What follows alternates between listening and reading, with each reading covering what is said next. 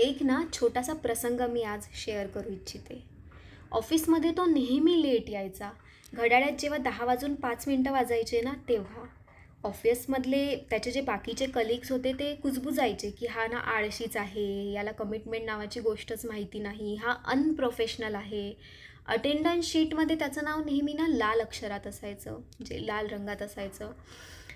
पण कुणालाच माहिती नव्हतं की रोज सकाळी तो आधी कुठे जातो.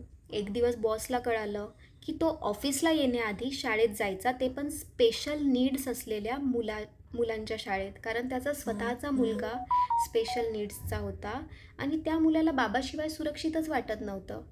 त्यामुळे तो लेट होत होता. पण ॲक्च्युअलमध्ये तो लेट नव्हता. लाईफच्या दृष्टीने पाहिलं तर तो रिस्पॉन्सिबल होता. तो केअरलेस नव्हता, तर तो एक्स्ट्रीमली केअरिंग होता. आपण फक्त ना घड्याळ पाहतो, पण कंटेक्स्ट पाहत नाही.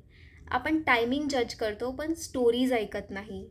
तर आजचा माझा प्रश्न हाच आहे, की आपण किती वेळा लोकांना समजून घेण्याआधीच त्यांना लेबल केलं आहे? थोडं थांबा. म्हणजे लेबल लावण्याआधी ना त्यांची काही स्टोरी आहे का, हे नक्की जाणून घेण्याचा प्रयत्न करा.